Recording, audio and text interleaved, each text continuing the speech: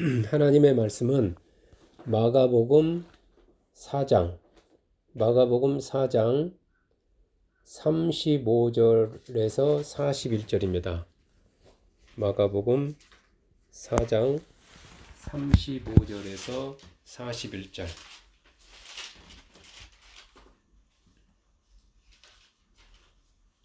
마가복음 4장 35절에서 41절. 천천히 합독하도록 하겠습니다. 그날 저물 때 제자들에게 이르시되 우리가 저편으로 건너가자 하시니 그들이 무리를 떠나 예수를 배에 계신 그대로 모시고 가매 다른 배들도 함께 하더니 큰 광풍이 일어나며 물결이 배에 부딪혀 들어와 배에 가득하게 되었더라. 예수께서는 고물에서 베개를 베고 주무시더니 제자들이 깨우며 이르되 선생님이여 우리가 죽게 된 것을 돌보지 아니하시나이까 하니 예수께서 깨어 바람을 꾸짖으시며 바다더러 이르시되 잠잠하라 고요하라 하시니 바람이 그치고 아주 잔잔하여지더라. 이에 제자들에게 이르시되 어찌하여 이렇게 무서워하느냐 너희가 어찌 믿음이 없느냐 하시니 그들이 심히 두려워하여 서로 말하되 그가 누구이기에 바람과 바다도 순종하는가 하였더라. 아멘. 네, 기도하겠습니다. 좋으신 아버지 하나님 감사합니다. 오늘도 이렇게 우리들을 기도의 예배의 자리로 인도하여 주심을 감사합니다. 오늘도 예수님의 보혈로 우리의 실수와 또 잘못들 또 수많은 허물과 죄악들을 깨끗하게 씻어주시고 또 예수님의 보혈로 우리를 다 용서해 주심을 감사드립니다. 오늘 저희들이 하나님 앞에 나아가서 우리 지체들을 위해서 간절히 구한 것들 또 우리 주위에 우리 구원받지 못한 영혼들 간절히 기도한 것들 하나님께서 기억하여 주시고 속히 응답하여 주셔서 하늘에는 영광이요 우리에게는 기쁨이 되는 그런 시간 되게 하여 시간이 찾아올 수 있도록 주여 축복하여 주시옵소서. 오늘 저희들이 또 이렇게 하나님 앞에 말씀을 받기 위해 하나님 귀를 기울입니다. 또 온몸을 다해서 하나님 말씀을 받고자 합니다. 주여 이 말씀 받다가 우리 몸에 있는 여러 가지 질병들 또 비정상적인 것들이 다 정상으로 돌아오게 하시고 질서의 하나님의 그 말씀처럼 모든 것이 질서대로 다 제자리로 돌아가게 하시고 회복될 건 회복되게 하시고 고쳐질 건 고쳐지게 하시고 치유될 건 치유되게 하여 주시니 감사합니다. 우리 몸뿐만 아니라 우리 영혼 그리고 우리 범사의 모든 것들이 하나님이 뜻하는 대로 하나님이 바라시는 대로 다 제대로 제자리로 또 정상적으로 다 돌아갈 수 있도록 운행할 수 있도록 주여 축복하여 주옵소서. 그리하여 우리가 염려 걱정 근심 없이 하나님 안에서 기쁨과 평안 가운데 살아갈 수 있도록 주여 자비 위에 자비를 더해 주시니 감사합니다. 오늘도 성령 하나님을 기대합니다. 성령 하나님이 만져주시고 역사하여 주시옵소서. 함께 하시니 감사하며 예수님 이름으로 기도했습니다. 아멘. 자, 오늘 말씀의 제목은 위기와 믿음이에요. 위기와 믿음. 계속 위기와 관련되는 거를 오늘은 실제적인 그 예수님의 그 삶 가운데 현장 가운데 일어났었던 위기와 그 상황 그리고 그에 대처하는 방법에 대해서 잠깐만요. 말씀을 드리도록 하겠습니다. 어서 오세요.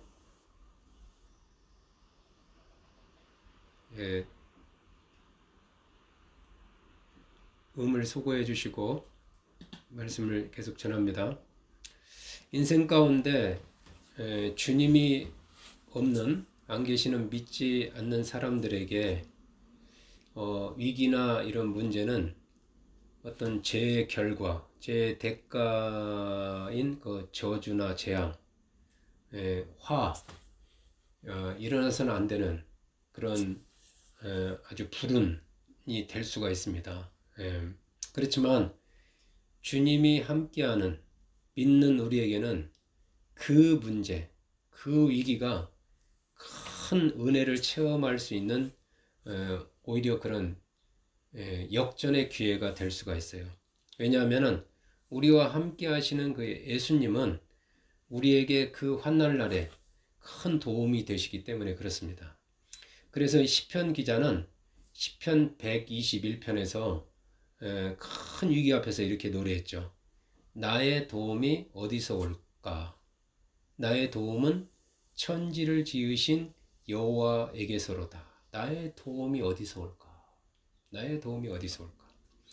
하나님을 믿는 그는 그의 인생 가운데 큰 문제, 큰 위기가 찾아왔을 때 무서워하면서 좌절하면서 슬퍼하면서 낭망하기보다는 이 위기에서 이 문제에서 과연 하나님은 어떤 방법으로 나를 도우실까? 나의 도움이 어디서 어떻게 누구를 통해서 올까? 하나님은 어떻게 이 문제를 해결해 주실까? 하면서 오히려 그 문제 가운데서 낭망하고 원망하는 게 아니라 하나님을 바라보며 기대하였던 겁니다. 그렇습니다. 삶 가운데 그 주님이 계시는 믿음의 사람과 주님이 없는 믿음이 없는 사람을 우리가 이렇게 그 진짜와 가짜를 구별할 수 있는 것은 위기 앞에서의 그의 말과 행동을 보면 알 수가 있어요. 예. 예수님과 제자들이 갈릴리 그 호수 건너편 그 거라사인의 지방에 가기 위해서 거라사인의 지방에는 지금 큰 문제를 안고 있는 사람이 있거든요. 그 귀신이 군대 귀신이 들어간 사람이 이 무덤에 묶여가지고 고통을 받고 있거든요. 그 사람을 해결해 주기 위해서 이제 제자들과 함께 예수님이 가기 위해서 배를 탔어요. 좋은 뜻을 가지고 이제 배를 탔는데 항해를 했는데 출발할 때만 해도 이 갈릴리 호수 혹은 갈릴리 바다는 바람 한 점 없이 잔잔했습니다. 그래서 일행을 태운 배는 아무 일도 없이 그냥 각자가 편안하게 바다를 볼 사람 보고 또 기도할 사람 기도하고 피곤한 사람 자고 뭐 이게 하여튼 순탄하게 이렇게 운항하면서 곧 건너편에 닿을 것만 같았습니다. 그런데 애기치 않게 갑자기 큰 광풍이 불어오면서 큰 물결이 일어나면서 배에 부딪히기 시작했습니다. 그 예수님의 일행이 뭐 한 열댓 명 정도 타는 큰 배가 아니거든요. 예. 그 배는 그래서 금방이라도 이렇게 좌초할 것처럼 좌우로 크게 흔들렸고 배 안에는 물이 가득하게 이렇게 들어와서 점점 그 배에 물이 가득하게 됐습니다. 각자가 뭐 이제 여러 가지 도구를 사용해서 물을 퍼내지만 감당할 수 없을 정도가 되었어요. 그래서 자칫 배는 이 바람과 물결로 인해서 완전히 이렇게 뒤집어져 가지고 배 안에 있던 일행 전부가 그 깊은 바다 속으로 수장될 위기에 처했습니다. 이 갈릴리 바다, 갈릴리 호수에서 오랫동안 실전을 통해서 잔뼈가 굵은 제자들이었지만 이 갑작스런 돌풍과 큰 파도에 크게 당황하여 얼찌할 바를 이렇게 몰랐습니다. 이 돌발상으로 인해서 무서움에 사로잡힌 그들이 할 수 있는 일은 아무것도 없었습니다. 제가 언젠가 말씀드렸잖아요. 사람을 움직이지 못하게 하는 거, 그 쥐가 고양이 앞에서 꼼짝 못하고 또 토끼가 호랑이 앞에서 오금이 저린다고 그러잖아요. 그러면 오금이 저르면 무서움이 들어오면은 정신이 나가면서 아무것도 할 수가 없고 손과 발이 움직이지 않잖아요. 역시 이들이 지금 그런 상태가 되어서 멘붕에 빠진 거죠. 그나마 다행인 것은 그 배 안에 능력의 예수님이 함께 탔다는 사실이죠. 큰 위기죠. 큰 위기 앞에서 그들이 한 일은 그저 예수님이 어디 계신지 찾는 것입니다. 그 상황에서도 예수님은 배 뒤쪽 고물에서 아무 일도 없는 것처럼 그 풍랑이는 바다 위에 그 배에서 배가 이리저리 흔들림에도 불구하고 베개를 베고 평안히 주무시고 계셨습니다. 이렇게 뭐 예수님이 너무 피곤해져서 주무시고 계셨다고 하기도 하지만 뭐 또 어떤 주석학자는 예수님께서 이렇게 실눈을 뜨고 제자들이 어떻게 하나 하고 이렇게 그 보고 그들의 행동이나 이런 것들을 지켜보고 계셨다라고 하는 분도 계시더라고요. 아무튼 그 제자들은 그 상황 가운데서 체면이고 뭐고 가리지 않고 그 주무시는 예수님을 깨우며 크게 소리쳤습니다. 선생님이여, 선생님이여, 우리가 죽게 된 것을 돌보지 아니하시니까. 바람과 파도 소리에도 이렇게 편안하게 주무시던 예수님은 제자들이 소리치면서 깨우는 소리에 눈을 뜨고 일어났어요. 천천히 여유 있게 일어났습니다. 그리고 그 사납게 부는 바람을 향해서 큰 소리로 꾸짖고 그 바다를 향해서 선포하셨죠. 말씀을 선포하셨습니다. 잠잠하라, 고요하라. 굉장히 권세 있게 잠잠할지어다, 고요할지어다, 이렇게 말씀으로 선포하셨죠. 그러자 놀랍게도 그 무섭게 막 배를 삼키려 오면서 불던 그 바람이 그치고 막 넘실거리던 그 바다는 언제 그러했냐는 듯이 예수님이 잠잠하라 고요하라는 그 말씀에 그대로 순종하면서 아주 잔잔해졌습니다. 이 어안이 벙벙해졌죠. 갑자기 막 그냥 난리치다가 지금 조용해지니까 그런 바다도 보다가 그 예수님을 보다가 이렇게 하면서 있던 그 제자들, 벙 쪄 있는 그 제자들 향해서 예수님은 이렇게 꾸짖는 책망의 말씀을 하십니다. 어찌하여 이렇게 무서워하느냐? 너희가 어찌 믿음이 없느냐? 어찌하여 이렇게 무서워하느냐? 너희가 어찌 믿음이 없느냐? 예수님으로부터 꾸지람을 들은 제자들은 심히 두려워하여, 여기서 두려움은 경외죠, 경외. 아까의 두려움과 무서움과는 다른 놀라는 거죠. 심히 두려워, 심히 놀래서 서로 수근수근거립니다. 그가 누구이기에, 저분이 도대체 누구이기에 바람과 바다도 순종하는가? 자기들은 지금까지 살아오면서 이런 일을 본 적이 없거든요. 너무 놀랐습니다. 어떻게 저렇게 바람과 바다도 순종하지? 그랬죠. 여러분은 이 본문 말씀을 보면서 무엇을 깨닫죠?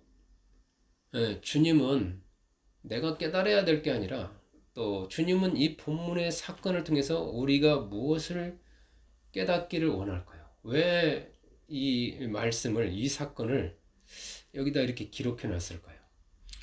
그것은 뭐 여러 가지가 있겠지만 제가 깨닫는 건 큰 위기 앞에서도 흔들리지 않는 믿음입니다. 위기와 믿음, 흔들리지 않는 믿음. 막 나를 흔들고자 했는데 나를 넘어뜨리고자 하는데 남을 실족시키지 않는데 그거를 이겨내는 믿음이죠. 좀 더 구체적으로 말씀드리면 아무리 큰 위기나 문제 앞에서도 주님을 향한 그 신뢰, 주님을 향한 그 믿음을 보여주는 겁니다. 주님이 원하는 것은 그 풍랑이는 바다 소리를 듣는 게 아니고 또 그 바다 물결을 보는 게 아니고 주님을 바라보는 것, 주님을 앙망하는 것. 그래서 그 마음의 평안이 깨지지 않는, 그게 믿음이죠. 주님을 바라보는 게 믿음이지 않습니까?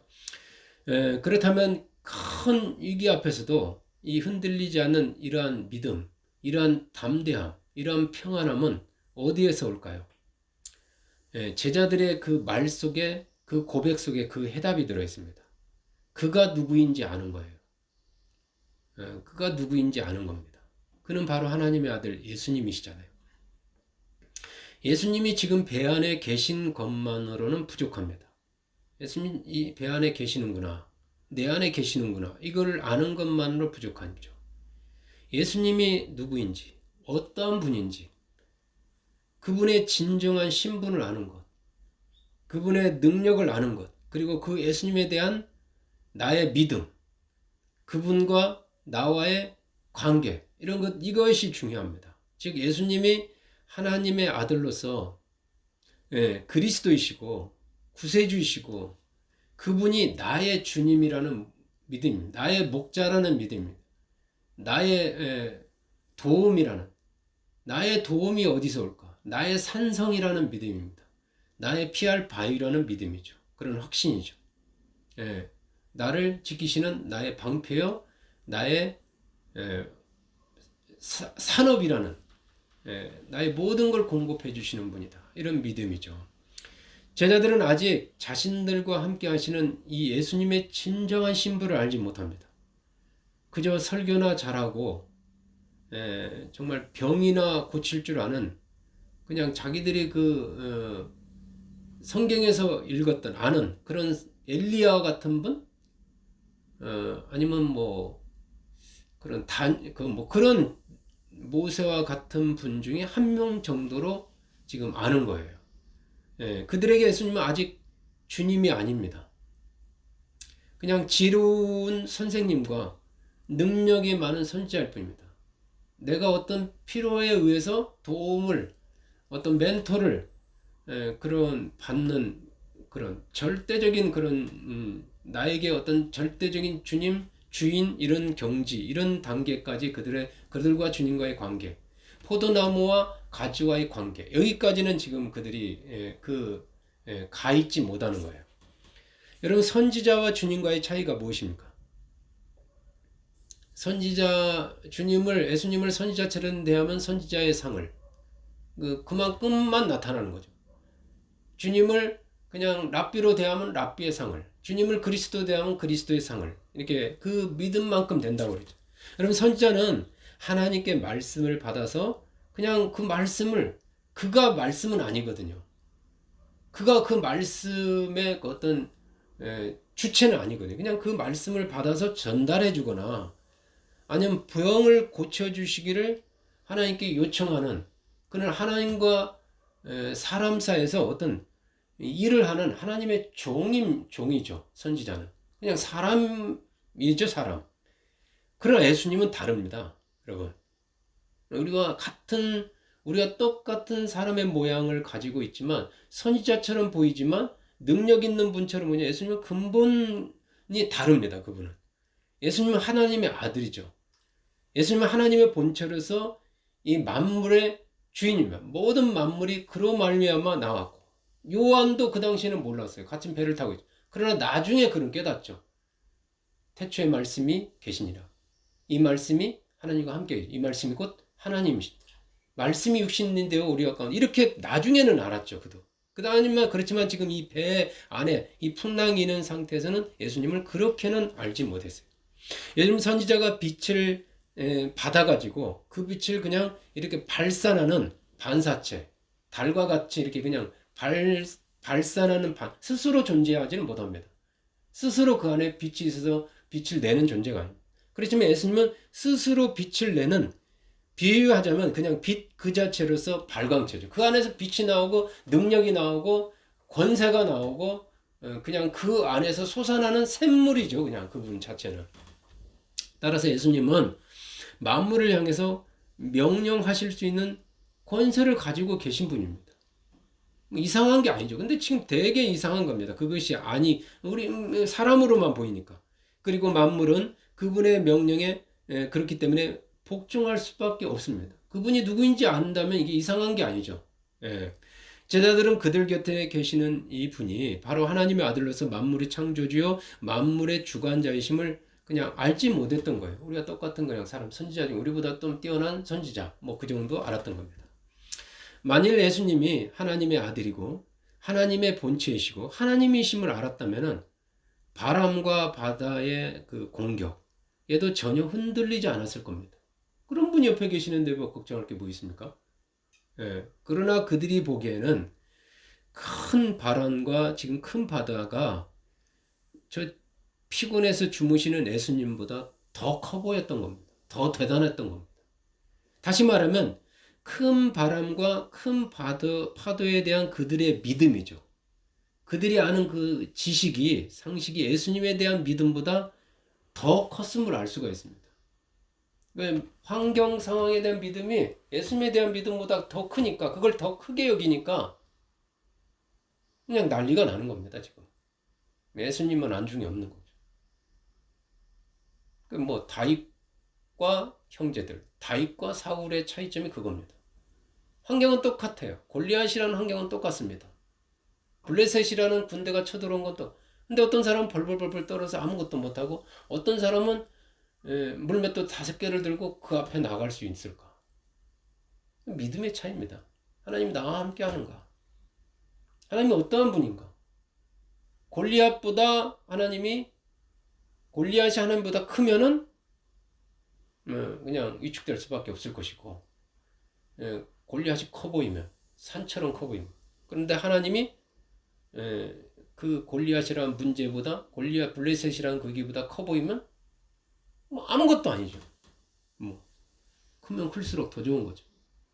하나님의 기적, 하나님의 능력을 더 체험할 수 있는 기회니까. 그렇습니다. 예수님에 대해 아는 만큼 여러분 믿음이 생기는 거예요.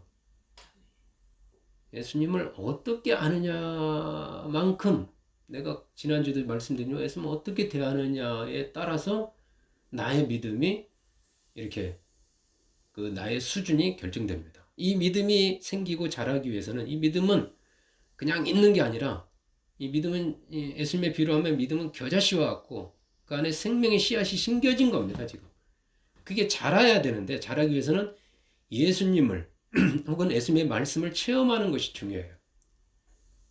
예수님을 개인적으로, 개인의 역사 속에서, 개인의 문제 속에서, 개인의 삶 속에서 실질적으로 체험하는 것이 중요합니다. 지식으로만 알면, 자기가 지식을 많이 알고 있기 때문에 믿음이 많은 것처럼 착각하는데 그건 아니에요. 아는 것과 믿음은 다릅니다. 성경을 막 해박하게 아는 신학자라고 해서 그 신학자가 믿음이 좋다? 그건 아닙니다. 오히려 성경에 아무것도 모르는 그냥 시골 촌 무지랭이일지라도 오히려 믿음이 클 수가 있어요. 예수님에 대한 그 믿음이. 우리에게 일어나는 수많은 위기나 문제들은 사실은 예수님을 체험할 수 있는 기회입니다. 예수님을 아는 것, 예수님을 아는 지식이 가장 우선. 이것이 중요한 겁니다. 삶 속에서는. 우리의 성공, 우리의 실패, 우리의 부족함, 우리의 가짐, 우리에게 일어난 이런 일이 사실은 중요해요. 예수님을 아는 게 가장 중요하거든요. 체험하는 게 가장 중요해요. 그럼 어떻게 해야 예수님을 체험할 수 있을까요? 어떻게 해야? 오늘 제자들처럼 위기 앞에서 그 예수님을 부르면서 그분을 깨우는 거예요. 그 문제와 예수님하고 이렇게 관련을 맺기 시작하는 겁니다. 그분을 깨우는 거예요. 그 문제 속으로, 내 문제 속으로, 내 삶 속으로 그분이 이렇게 들어오도록 하는 거예요. 영접하는 겁니다. 그냥 내가 예수님 없이 막 모든 문제를 해결하는 그 삶의 방식에서 모든 범사에 그 일에 그분을 깨우는 거예요. 그분을 내 삶 속에 내 문제, 그분이 살아 움직이도록 하는 겁니다. 이번에 그런 말을 하더라고요. 바이든 선거하면서 죽은 맥케인이, 캘리포니아인가 어디 그 맥케인이 산 그 대통령 이름이 뭐죠? 바이든 말고 지금 대통령 트럼프를 이겼다. 뭐죠? 그 죽은 맥케인이 살아서 그 맥케인을 건드렸거든요. 자꾸 그 피라델피아의 아니 그 부인이 그냥 바이든을 지지했잖아요. 그냥 살아 움직인 거죠. 살아 역사하는 순간 표심이 그냥 이렇게 요동친 거잖아요. 네. 잠자는 주님, 죽어 계시는 주님, 이 주님이 우리의 삶 속에서 문제 앞에서 살아 움직이도록 하는 거. 그분을 깨우는 거. 이게 중요합니다. 예수님 배 안에 계시는 것만으로는 의미가 없어요. 내가 예수님을 믿는다, 교회 다닌다, 이거는 별로 의미가 없습니다. 그분이 실제적으로 우리의 삶에 개입하고 어떤 일이든 관여하는 것이 중요합니다. 그게 영접이에요. 내드림이에요. 주님 어떠세요? 주님이 해주세요. 이렇게. 사실 평소에는 우리 주님은 우리에게 그림자처럼 보이지 않아요. 안 계시는 것처럼 우리 인생에서 그분은 주무시는 것처럼 보입니다. 우리가 그렇게 그분을 만들었다고 할 수가 있죠. 그러다가 우리 힘으로는 도저히 해결할 수 없는 큰 위기가 닥쳐왔을 때 우리가 제자들처럼 주님의 이름을 부르고 주님을 깨우며 도와달라고 부르짖을 때 우리는 주님을 체험할 수가 있어요. 사실은 어떤 큰 위기가 왔을 때만 그런 게 아니라 범사에 감사하라라는 말이 주님을 인정하라. 주님을 깨워라. 이런 거죠. 그게 체질이 되는 거고 습관이 돼야 되는 거죠. 그럴 때마다 부지럴 때 우리 주님을 깨울 때마다 세상 끝날까지 우리와 함께 하겠다고 약속하신 것처럼 우리의 부르짖음에 주님은 응답하셔서 그 문제를 해결해 주십니다. 그게 그러한 체험이 쌓이고 쌓여서 주님에 대한 우리의 믿음은 점점 자라게, 주님을 알아가게 되는 거죠. 아, 주님이 능력이 있네? 주님이 도와주시는 분이네? 이렇게 신앙이라는 게 그렇게 자라는 거예요. 아, 주님은 살아계시는구나. 주님은 언제나 우리 곁에서 나와 함께 하시면서 나를 도와주시는 분이, 그 주님에 대한 신뢰, 그 믿음이 점점 자라죠. 다시 말씀드립니다. 위기나 문제 앞에서 무수하며 피하거나 도망가거나 뭐 어떤 거를 뭐 그냥 내 힘으로 아니면 사람의 도움을 빌어서 뭐 이렇게 해결하려고 하지 마시기 바랍니다. 능력이 주님이 계시는데 그럴 필요가 없어요. 주님이 주님답게 이렇게 일하실 수 있도록 해드린 게 중요해요. 여러분 좌절하면서 머리 싸매고 누워 계시지 마시기 바랍니다. 적극적으로 주님을 부르십시오. 저도 처음에 이게 잘 안 됐어요. 누가 가르쳐 주지도 않았고 그냥 주님 따로 삶 따로 내일 따로 주님 그냥 내일은 내일이고 교회 일은 교회 일이고 가정 일은 가정 일이고 이거 따로따로 그냥 했었어요. 그럼 그러지 마세요. 주님을 깨우십시오. 그럼 기적을 체험할 거예요. 은혜를 체험할 겁니다. 그리고 그 기적 앞에서 주님을 좀 더 알아가십시오. 깊이 알아가십시오. 주님을 좀 더 믿으십시오. 주님을 좀 더 체험하십시오. 여러분 작은 위기를 넘어서면 또 큰 위기가 옵니다. 그거에 너무 당황하시고 슬퍼하거나 힘들어하지 마십시오. 그거를 통해서 더 깊이 주님을 체험, 더 깊이, 더 크게, 더 높이, 더 많이. 그러니까 내가 어떤 위기 문제를 이렇게 속꿉장난 같은 것들이 넘어가면서 점점 크게 오는 거예요. 큰 어려움이 오는 거예요. 큰 위기가 오는 거예요. 그만큼 여러분이 성장한 거예요. 그런 만큼 그 기회를 통해서 주님을 더 크게, 더 깊이, 그러면 이제 이렇게 뭔가, 많은 걸 경험한 사람 마냥 여유가 있겠죠. 그때부터 이제 누군가에게 주님을 말해줄 수가 있어요. 나는 그럴 때 이렇게 했어, 이렇게. 믿는 우리에게 위기나 문제는 여러분 주님을 체험할 수 있는 좋은 기회입니다, 사실. 네, 위기나 기회는 우리의 믿음을 위한 실습 현장이요 테스트 도구입니다. 예, 이게 그냥 실습이 그냥 이게 그냥 늘 연습이죠, 연습장. 이 테스트에 여러분 합격하셔서 주님이 기대하시는 믿음의 사람으로 성장해 가시기 바랍니다. 여러분 그래서 인생에 우리에겐 실패가 없어요. 그러면 성공도 없다고 또 성공하면 또 어떤 그게 그러면서 그걸 그냥 넘어서는 거예요, 계속. 예.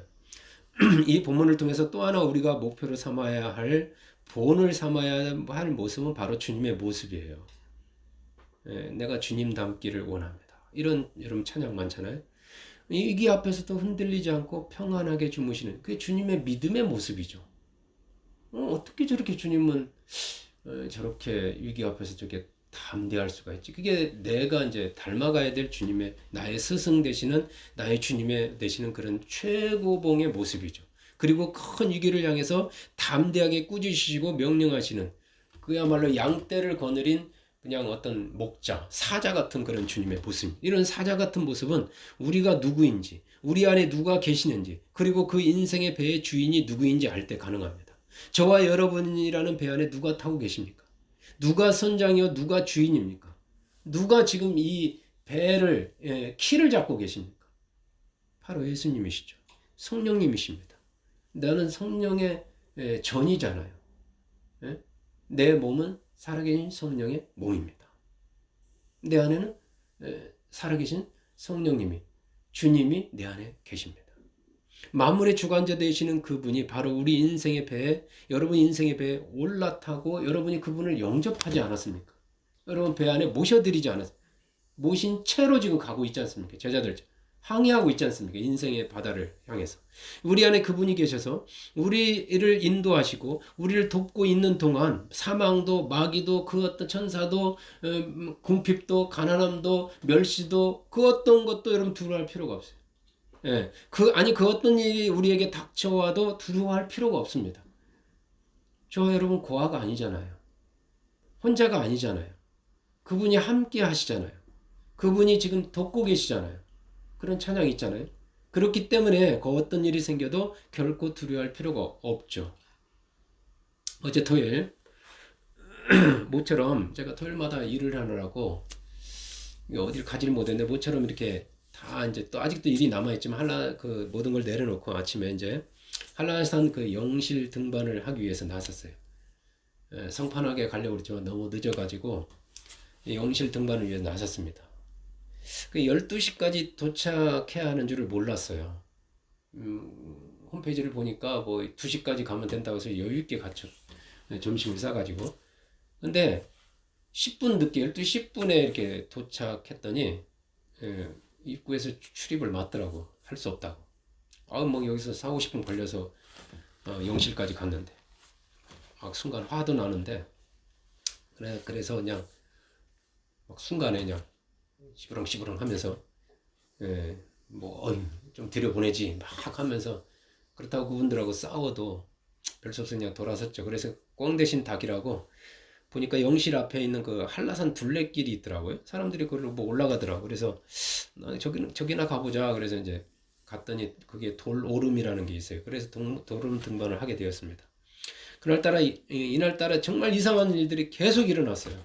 주차를 하기 위해서 한라산 그 둘레길 입구로 들어서는데 그만 바퀴가 그 구덩이가 굉장히 깊거든요. 그 길 옆 구덩이에 그냥 바퀴가 이렇게 빠질 뻔했어요. 아슬아슬하게 이렇게 걸쳐져 있는 거예요. 그냥 구덩이 바로 앞에서 멈춰 설 수 있었어요. 마치 누군가가 저 대신에 그 브레이크를 꽉 밟은 것처럼 꽥 하면서 멈췄더니 그냥 바로 앞에서 멈췄죠. 그 빠졌으면 이제 또 에레카차 부르고 또 하루를 또 거기서 다 보내는 거죠. 어떡하나 이제 맞춰서 빼가지고 다시 이제 어떻게 주차를 해놓고 이제 그래서 돌오름 등반을 하기 위해서 거기 돌오름이 신기해요. 그냥 돌오름까지 가는데 계속 한라산 둘레길처럼 그냥 걷는 거예요. 보통 오름은 바로 그냥 가는데 그냥 그게 걷는 게 그냥 일입니다. 그 도로름 등반을 그러니까 도로름을 등반하고 마치고 하산하는데 또 내려오는데 거기가 미로 같아요. 그만 길을 잘못 들어가서 헤매고 있었습니다. 아니 막 가는데 막 무슨 철대문이 나오면서 개가 와서 우리한테 덤비려고 하질 않나 그냥 뭐 이런 이상한 거예요. 근데 어떤 부부가요, 우리가 있는 곳으로 와서 입구로 가는 길을 가르쳐 주는 거예요. 그 사람은 그냥 그 사람들한테 왔어요. 갑자기 아무도 사람이 없는데 그 사람들이 그 찾아왔어요. 그들은 자기들이 이곳에 이 도름에 두세 번이나 왔었는데 왜 이 길로 자기들이 들어섰는지 모르겠다고 그런 거예요. 저희는 속으로 그랬죠. 주님이 보내셨죠. 그렇게 속으로 생각하면서 그냥 이렇게 빠져나올 수 있었어요. 그 미로가. 그냥 신기한 일은 계속 일어나. 이 4시간, 3, 4시간에 걸친 이게 막 그냥 헤매면서 시간이 오래 가는 거예요. 왔다 갔다 하면서 또 갔다가 왔다 하면서 1시간 더. 걸친 그 한라산 둘레길 산행을 마치고 입구로 나왔는데 주차해 놓은 차가 없는 거예요. 없어졌어요, 차가. 이거 누가 또 견인해 갔나? 우리가 잘못된 곳에 갔나? 깜짝 놀랐죠.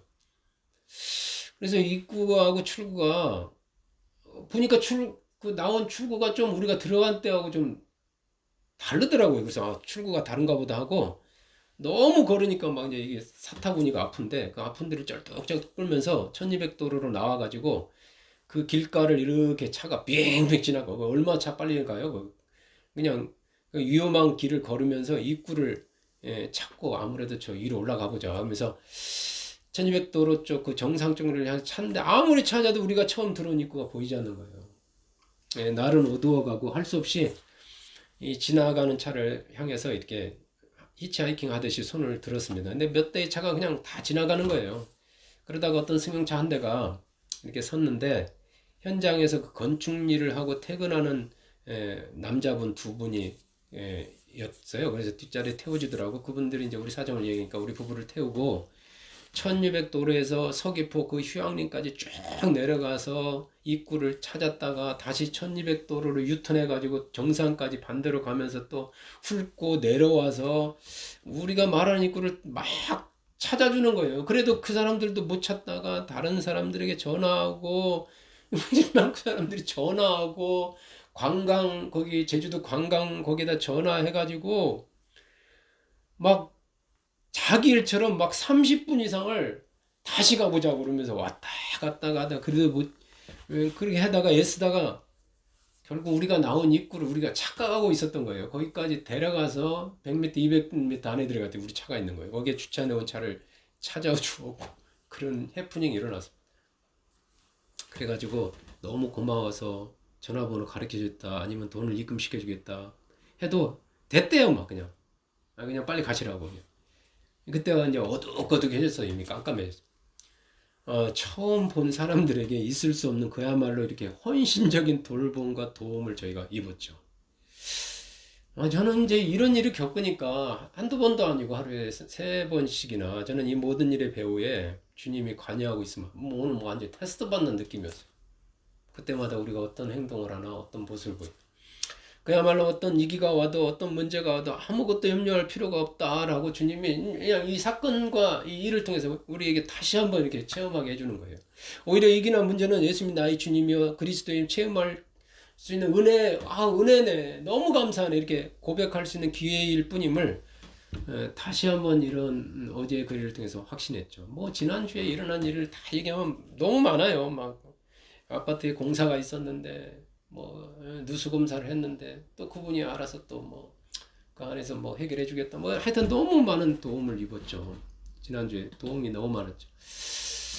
사랑하는 여러분, 이 믿음과 기적은요 예수님 믿는다는 거 이거는요 추상적이고 감면적이고 사변적이고 이론적이고 어떤 지식적인 것이 아니에요. 믿음은 실제요 능력입니다. 정말 믿음은 실제예요. 실제 그야말로 믿음의 결과, 믿음의 열매, 믿음의 영향은 분명합니다. 실제적입니다. 그리고 믿음은 능력입니다. 이 살아있는 믿음은 얼마든지 위기와 문제와 같은 우리 주의 환경과 상황을 이기게 하고요. 바꿔놓습니다.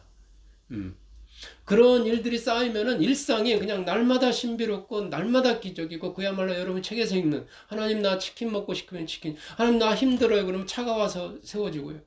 제가 처음 예수님 믿어 전국 무전여행 당했을 때 그런 일을 겪으면서 삶 가운데서 전국 무전여행 당하면서 하나님 막 울면 하나님이 뭐 경운기를 보셔서 어디 가세요 막 이런 일들이 계속 일어났거든요. 그야말로 제 삶은 그냥 실제적으로 어려울 때마다 나의 도움이 어디서 올고 잠잠하라 이런 일의 연속이었습니다. 저도 믿음이 약했지만 그렇게 성장해 갔죠. 제가 이제 다음 말씀으로 오늘의 말씀의 결론을 맺고 말씀 마치려고 그래요. 여러분 한번 말씀 하나 더 찾아볼까요? 에레미야 29장 11절이에요. 에레미야 29장 11절.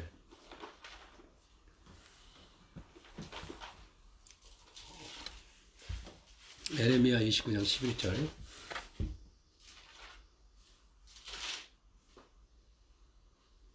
구약 에레미야 29장 11절 찾으셨죠? 우리 한번 합독해 볼까요? 여호와의 말씀이니라 너희를 향한 나의 생각을 내가 아나니 평안이요 재앙이 아니니라 너희에게 미래와 희망을 주는 것이니라. 아버지가 나한테 주시는 말씀처럼 들려오면 좋겠어요. 그냥 너를 향한 나의 생각을 내가 아는데 평안이야 재앙이 아니야. 너에게 그냥 미래와 희망을 주는 것이 내가 원하는 거야. 이렇게 들려왔으면 좋겠어요. 어떤 분은 저의 간증을 들으면서 나도 한때는 저랬는데 막 그럴 수가 있어요. 근데 그게 계속 시간이 가면 갈수록 그게 자연스러워졌으면 좋겠어요. 그럼 바빌론의 나라가 망하고요. 이 포로로 나라가 망했으니 나라를 잃었으니 얼마나 비참합니까? 난민이잖아요. 난민. 여러분 난민 아시잖아요. 나라를 잃은 난민. 피난민. 근데 이 피난민보다 더 비참한 게 포로잖아요. 나라가 망해버렸잖아요. 가정이 망한 게 아니라 모든 기반이 다 무너져 버렸잖아요. 그리고 포로로 끌려갔잖아요. 그런 이스라엘 백성들은 그런 정말 비참한 상황 가운데 있는 백성들은 하나님께서 에레미야를 통해 주신 말씀이잖아요. 우리를 향한 너희를 향한 하나님의 생각은 평안이다. 지금 이런 상황인데요. 하루하루가 불안한데요. 내일 어떤 일이 생길지 모르는 아니야 평안이야. 결코 재앙 이 일은 너에게 재앙이 아니야 이거죠. 우리에게 미래와 희망을 주는 것이 하나님이 생긴 게 하나님 뜻이죠. 미래와 희망. 큰 위기나 문제가 찾아올 때 일이 내 뜻대로 풀리지 않을 때 형편과 상황이 점점 나빠질 때도 그 일을 재앙으로 여기지 마. 하나님 그 일을 재앙으로 여기지 말라는 거예요. 불운한 일로, 실패로 여기지 말라는 거예요. 그렇게 받아들이지 말라는 거예요. 난 망했어. 그러지 말라는 거예요. 우리 죽게 된 것을 돌아보고, 죽게 된 거야. 우린 죽을 거야. 그렇게 여기지 말라는 거예요. 우리는 망한 거야. 우린 죗값을 치르는 거야. 이렇게 하지 말라는 거예요. 그렇게 받아들이지 말라는 거예요. 하나님은 우리가 계속해서 고통받는 것을 원하지 않아요. 우리가 평안하고 행복하기를 원해요. 에덴 동산을 지으신 하나님은 아담과 하와가 거기서 행복하게 살기를 원해서 그렇게 최고의 환경을 만들었. 근데 그 죄 때문에 그게 다 무너지는 거예요. 하나님 그걸 다시 회복시키려고 하는 거예요, 지금. 우리가 행복하기를 원합니다. 우리에게 미래가 없는 것이 하나님의 뜻이 아니에요. 우리의 미래에 희망이 없는 것이 하나님 뜻이 아니에요. 나는 미래가 없어. 앞이 깜깜해. 이것이 하나님 뜻이 아닙니다. 그렇게 말하지 말라는 거예요. 그렇게 자기를 받아들이지 말라는 거예요. 우리랑 하나님 뜻은 언제나 평안과 언제나 미래와 희망으로 우리랑 하나님 뜻은 언제나 옳습니다. 언제나 선합니다. 하나님은 언제나 내 편입니다. 문제는 우리의 믿음이죠. 이 평안, 미래, 희망은 우리의 그 미래는 우리의 미래의 그 희망은 우리의 믿음에 달려 있어요. 정말 우리의 믿음과 관계가 있습니다. 주님과 그분의 말씀에 대한 우리의 믿음이 크면 클수록, 강하면 강할수록, 견고하면 견고할수록 우리에게 찾아오는 평안도 미래도 희망도 비례하여 커집니다. 세상이 막 요동을 쳐도 풍랑이 일어도 우리에겐 미래가 있는 거예요. 우리는 평안한 거예요. 할 수가 있는 거예요. 우리에게는 희망이 있는 거예요. 반대로 그 믿음이 작으면 작을수록 우리의 평안도 미래도 희망도 작아요. 그래서 뉴스를 자꾸 너무 그 가짜 뉴스가 됐든 진짜 뉴스가 됐든 뉴스가 진리는 아닙니다. 뉴스가 영원한 건 아닙니다. 말씀이 영원하죠. 주님이 영원하죠. 근데 매일 뉴스만 보고 어떤 막 그 사건 사고만을 접하고 그 결과 비참한 것만 보는 사람들에게는 그 일이 나에게도 닥칠까, 그 일이 나에게도 일어날까, 내 미래가 저렇게 될까봐 막 상상의 나래를 핍니다. 그 사람에게 어떻게 미래가 주어지겠어요? 믿음대로 되는 건데. 여러분 믿음을 키우십시오. 위기와 문제가 많은 것에 한탄하지 마시고 내 인생은 왜 이래? 그렇게 하지 마시고 내 삶에 그 일에 살아있는 실제적인 믿음이 나에게 없음을 나의 믿음 없음을 불쌍히 여겨주소서. 너에게 왜 믿음이 없느냐? 왜 너의 믿음이 잠그냐? 왜 무서워하느냐? 이 주님의 음성을 들으시고 내가 목표로 해야 되는 거는 이 믿음이구나. 네? 아무것도 염려하지 마. 하나님을 믿으니 또 나를 믿으라. 이 말씀에 대한 나의 믿음이 안 되는 거. 이거에 대해서 여러분 슬퍼하시기 바랍니다. 이거에 대해서 여러분 숙제를 가지고 계시기 바랍니다. 이제 우리가 할 일은 모든 위기와 문제 가운데 함께 하시는 주님을 체험하는 일이에요. 이러한 체험이 많아질수록 여러분의 인생은 문제덩어리 위기의 연속인 저주받은 인생이 아니라 하나님의 기적과 하나님의 은혜가 넘치는 스릴이 있고 재미있고 뻔하고 따분하고 그런 인생이 아니라 기대가 큰 축복의 인생을 인생 재밌네. 스릴 넘치네. 또 나의 도움이 어디서 오지? 어떻게 오지? 누구를 통해서 오지? 그런 기대하는, 미래를 기대하는 삶으로 여러분 바뀌게 될 수가 있는 거예요. 그게 축복 있는 인생입니다. 문제가 예수 믿는다고 해서 문제가 없는 게 아니고 그런 문제 가운데서 내가 그런 문제 가운데 미래와 희망과 어떤 평안을 가질 수 있느냐, 감사할 수 있느냐, 이게 중요한 거예요. 아무리 많은 것을 가질 때 그 미래가 깝깝하고 답답하고 희망이 없다면 나와야죠. 그런 아무리 그게 내가 그 모든 걸 다 하는 그 때려쳐버려야죠. 그죠? 오늘 본문에 나오는 제자들은 정말 믿음이 없었어요. 믿음이 어린아이 같이 작았습니다. 정말 갓난아이 그 자체였어요. 어린아이였어요. 그들은. 그러나 그들은 주님과 함께하면서 주님의 말씀도 듣고 주님을 떠나지 않으면서 주님이 행하시는 기적도 보고 그들에게 일어난 여러 가지 일들, 또 다른 사람에게 수로보니 교인에게 일어난 일들, 또 그들의 그러던 장님이 눈 뜨는 것들, 주님 여러 가지를 일들을 통해서 주님과 주님의 말씀을 체험하면서 조금씩 그들의 믿음이 자라기, 그들의 굳어진 마음이 균열이 가기 시작했고 생각이 바뀌기 시작했습니다. 그러다가 겨자씨 같은 그 믿음이 어느 날 싹이 나고요. 그 싹이 자라서 또 이렇게 뭔가 몽우리를 맺고 잎이 나고 마침내 큰 나무가 되어서 열매를 맺게 될 정도가 된 거예요. 어느 날 보니까 자고 나고 깨고 하다 보니까 이게 자라 있는 거예요. 그리고 열매가 맺혀 있는 거예요. 그러면 세월이 흘러서 그들 곁에 육체의 주님이 안 계시고 보이지 않는 성령으로 주님이 계시지만 그 주님은 이제는 만질 수 없고 주님을 느낄 수도 없었고 주님의 음성을 지금 직접 들을 수도 없지만 그들은 이제 한 교회를 이끄는 지도자와 리더로 성장해서 다른 그들처럼 그 어떤 과정을 겪고 있는 어린 믿음의 사람들을 이제는 그들이 이제 양육하고 그들을 붙잡아 줄 정도가 된 거예요. 성장한 거죠. 그리고 나중에는 주님과 복음을 위해서 기꺼이 자신들의 목숨을 바칠 정도로 저 천국을 바라보며 사는 그 부활의 삶을 영광체를 바라보며 사는 그런 믿음의 거장들이 되어서 지금 하늘에서 별과 같이 빛나는 별은 아니지만 그 주님과 함께 주님이 주는 그 빛을 받으면서 저렇게 반짝반짝 빛나는 저 별, 하늘에 있는 저 별을 보고 그분 하나하나 별이 지금 주님을 믿고 지금 그 살다가 순교하거나 죽었다가 주님 안에서 죽은 그런 사람들과 같다는 거예요. 하늘에 있는 저 별을 봐라. 저 빛이 나지 않냐. 지금 저들이 그와 같이 살고 있다. 사랑하는 여러분, 위기와 문제 앞에서 수많은 그런 체험을 통해서 그럼 믿음을 키우시기 바랍니다. 아니 가만히 있어도 저절로 믿음이 자라게 돼 있어요. 그냥 주님 하면은요. 그래서 수많은 새들이 와서 거하는 어린 새, 이런 새, 뭐 수많은 새 거하는 그 어떠한 경우도 흔들리지 않는 그런 믿음의 사람, 믿음의 그 감정에 따라서 막 요동치는 그런 삶이 아니라 오히려 환경과 상황이 나에 의해서 내가 환경과 상황을 조절해가, 내가 온도계가 아니라 그냥 환경과 상황에 의해서 막 온도가 막 30도로 갔다가 영하로 갔다가 막 그런 존재가 아니라 오히려 내가 온도를 조절해버리는 환경과 상황을 내가 이렇게 컨트롤해버리는 그런 믿음의 거목들이 되시기 바랍니다.